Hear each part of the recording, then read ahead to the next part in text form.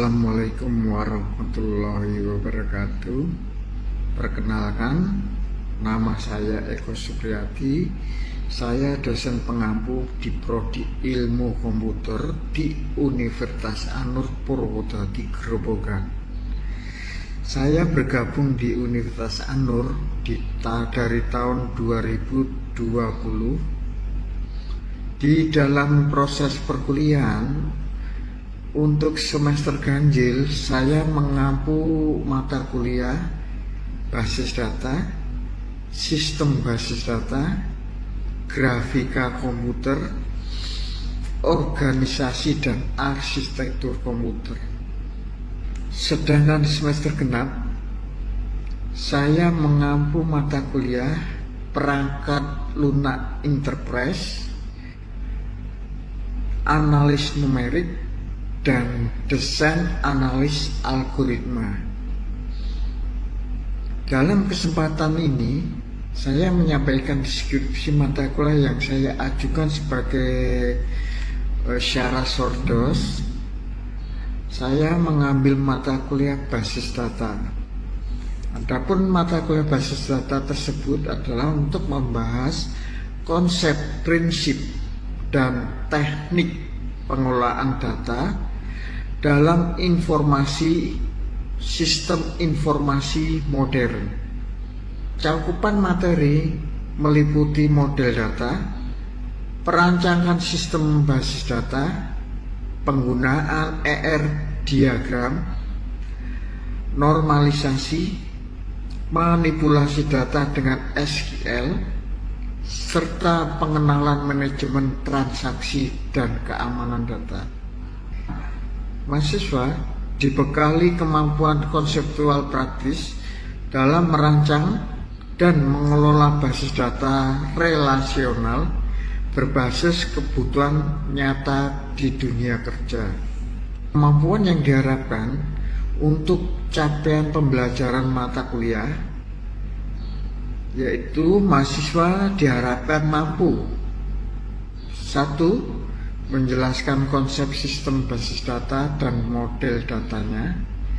2. Menganalisis kebutuhan, merancang struktur data yang optimal.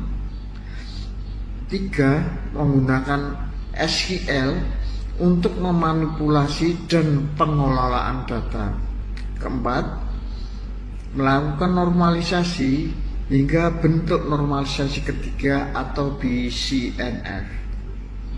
5. Mengimplementasi basis data dengan DBMS dan mengelola integritas serta keamanan data.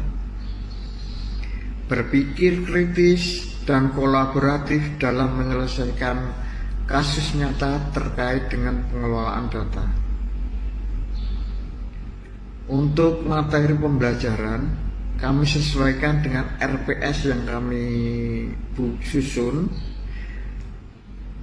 Di antaranya pengenalan konsep dan arsitektur sistem basis data, permodelan data dan DBMS, model relasi dan kunci, perancangan database, kardinalitas, relasi, dan konversi ERD ke dalam tabel. Bahasa yang digunakan adalah SQL, DDL, dan DBML. Berikutnya, setelah ujian setengah semester, dilanjut dengan pengantar normalisasi, dekomposisi 1NF, 2NF, dan 3NF. Berikutnya, bentuk BCNF dan dependensi, manajemen transaksi dan audit, keamanan, integritas, kontrol akses, dan studi kasus perancangan basis data yang nantinya akan menjadikan tugas besar untuk mahasiswa berupa desain web. Dengan sistem perkuliahan teori 60%, praktikum 40%.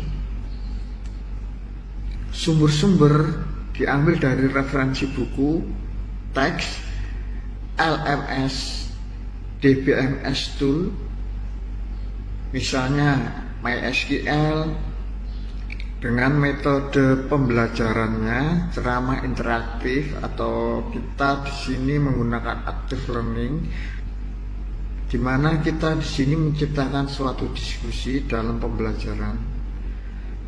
Untuk latihan praktikum, kami juga menggunakan DBMS dan SQL. Untuk project, kita project based learning, perancangan database sebagai kasus real yang ada di masyarakat, merupakan sebagai tugas besar secara kelompok. Untuk sistem penilaian mata kuliah dibagi dari kehadiran, tugas, praktikum, ujian tengah semester, ujian akhir semester. Nah, masing-masing bobot dari kehadiran 10%, tugas 20%, praktikum 20%, ujian tengah semester dan ujian akhir semester masing-masing 25%. Jadi totalnya 100%. Indikator dari penilaian itu sendiri, kemampuan menjelaskan konsep dasar, ketepatan perancangan ERD dan konversi ke skema tabel, keakuratan penulisan SQL dan hasil query, kualitas desain dan dokumentasi proyek basis data, keaktifan dalam diskus, forum maupun presentasi.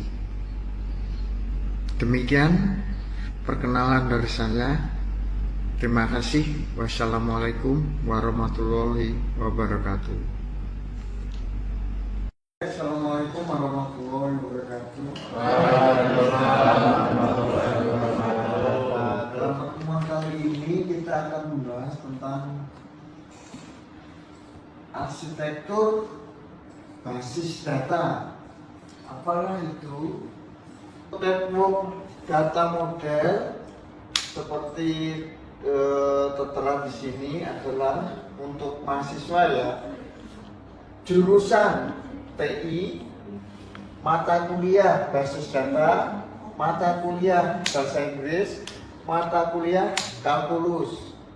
Terus dari mahasiswa itu sendiri bisa mengambil beberapa mata kuliah. Contohnya Alis, dia mengambil apa? Ada mata kuliah basis data, mata kuliah bahasa Inggris, mata kuliah kalkulus. Begitu juga dengan yang lain. Oke. Dari sini akan ada permodelan tentang relation data model yang berbagi. Relation data model berbentuk kumpulan tabel 2 dimensi dengan kolom merupakan file dan baris merupakan recordnya. Pertemuan antara baris dan kolom disebut dengan item atau value. Terus tabel-tabel yang terbentuk saling berhubungan. Nah, hubungan antar tabel one to one atau satu ke satu, satu ke banyak atau one to many, banyak ke banyak. Untuk hierarki data model dari development, employer, child atau office memungkinkan banyak terjadi pengulangan data karena setiap simbol hanya dapat memiliki satu parent. Next, ini untuk network data modelnya. Pada network data model ini terdapat sekumpulan pemilik atau anggota. Orang tua pada hierarki model berperan sebagai pemilik pada network modelnya itu sendiri, sedangkan anak pada hierarki model ini berperan sebagai anggota atau network model. Dan setiap pemilik dapat memiliki satu atau lebih anggota. Setiap anggota memungkinkan memiliki banyak pemilik. Untuk arsitektur basis data itu sendiri 3 level. Yang pertama, view atau eksternal skema. Yang kedua, konseptual skema, yang mana konseptual skema ini mendefinisikan data yang tersimpan dalam database berupa entitas beserta relasi-relasinya. Jika skema ini menjelaskan bagaimana detail penyimpanan data itu sendiri. Contohnya, relation disimpan dalam bentuk apa? Bentukannya unordered file. Dalam DBMS itu ada 2, data definition language atau DDL, data manipulation language atau DML. Nah, di sini juga dijelaskan apa itu model data itu sendiri. Ini merupakan konsep model data untuk menjelaskan struktur basis data itu sendiri.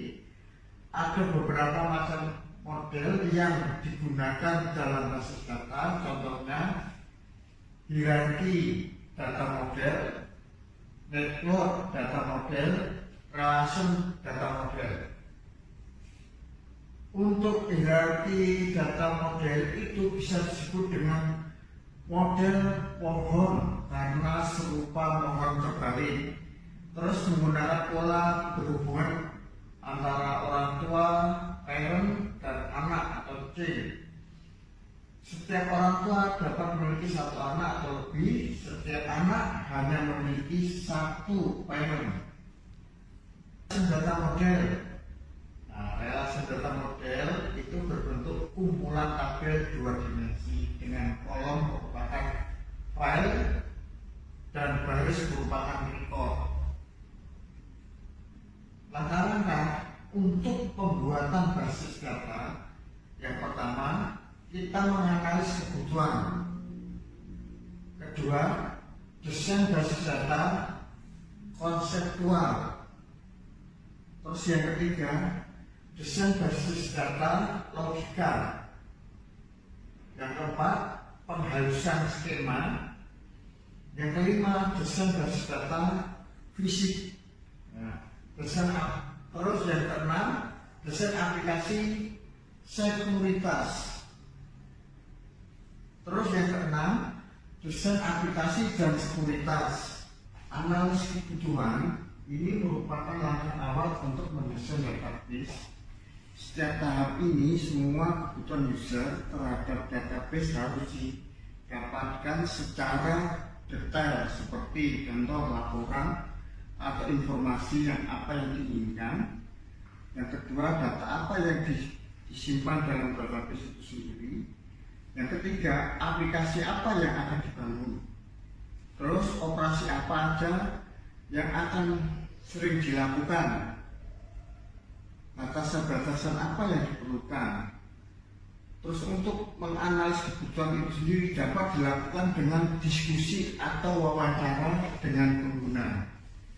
Untuk mendesain basis data konseptualnya itu, satu, membuat ER model berdasarkan hasil analisis kebutuhan. Terus kedua, ER model yang merupakan salah satu contoh desain model data itu sendiri. Yang ketiga, tujuan untuk membuat deskripsi yang lebih simpel terhadap data dengan pemahaman user dan developer itu sendiri. Yang ketiga, desain basis data logikal itu merupakan mengkonversi hasil desain basis data konseptual dalam skema basis data pada DBMS, atau mengubah skema ke dalam database relasional. Proses keempat, penghalusan skema, yaitu bertujuan untuk menganalisis skema basis data relation dan mengidentifikasi masalah-masalah yang mungkin memunculkan serta perbaikannya. Menghaluskan skema dilakukan dengan cara normalisasi. Desain basis data fisik ini meliputi pembuatan indeks dan tuning basis data yang bertujuan untuk mempercepat performansi basis data itu sendiri.